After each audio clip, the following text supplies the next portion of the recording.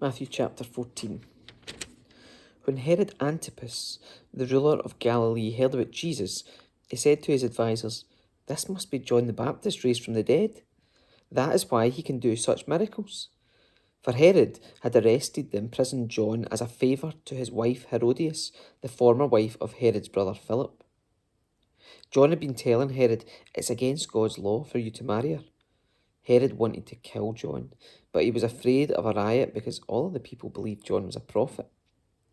But at a birthday party for Herod, Herodias' daughter performed a dance that greatly pleased him, so he promised with a vow to give her anything she wanted.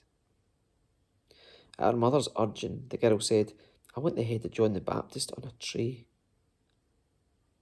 Then the king regretted what he had said, but because of the vow he had made in front of his guests, he issued the necessary orders. So John was beheaded in the prison, and his head was brought on a tray and given to the girl, who took it to her mother. Later, John's disciples came for his body and buried it. Then they went and told Jesus what had happened. As soon as Jesus heard the news, he left in a boat to a remote area to be alone. But the crowds heard where he was headed and followed on foot from many towns. Jesus saw the huge crowd as he stepped from the boat, and he had compassion on them, and he healed their sick.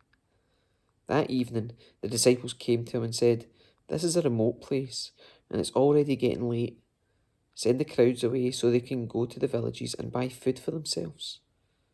But Jesus said, "That isn't necessary. You feed them."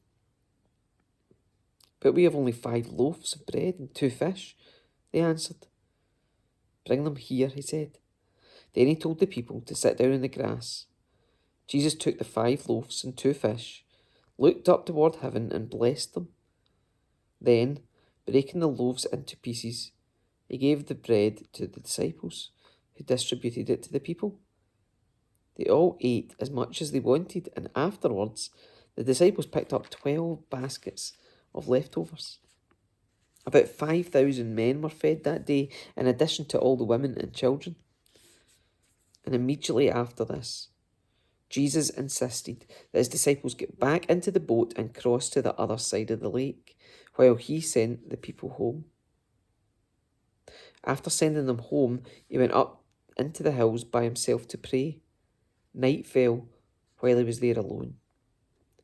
Meanwhile, the disciples were in trouble, far away from land, for a strong wind had risen, and they were fighting heavy waves.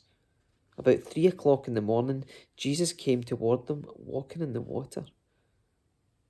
When the disciples saw him walking in the water, they were terrified. In their fear, they cried out, "It's a ghost!" But Jesus spoke to them at once. "Don't be afraid," he said. "Take courage. I am here." Then Peter called to him, "Lord, if it's really you, tell me to come to you walking in the water." "Yes, come," Jesus said. So Peter went over the side of the boat and walked on the water towards Jesus. But when he saw the strong wind and the waves, he was terrified and began to sink. "Save me, Lord," he shouted. Jesus immediately reached out and grabbed him. "You have so little faith," Jesus said. "Why did you doubt me?" When they climbed back into the boat, the wind stopped. Then the disciples worshipped him.